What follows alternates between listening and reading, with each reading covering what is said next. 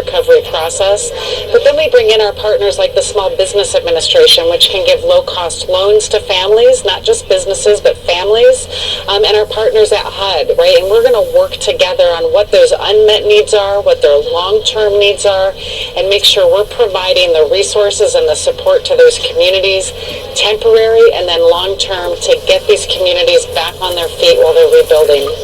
When you look at that question of rebuilding, I'm going to ask you something I asked Senator Scott, which was, given the warmer weather, given the rising sea levels, there is concern in some of these coastal communities about rebuilding in the first place, and whether it's sustainable, whether you should retreat. How are you going to decide if it's even safe or worth rebuilding in some of these parts of the state? Those are really good questions, Margaret, and when individuals are starting to make decisions about what they're going to do and what their next steps are, they really need to understand what their risk is.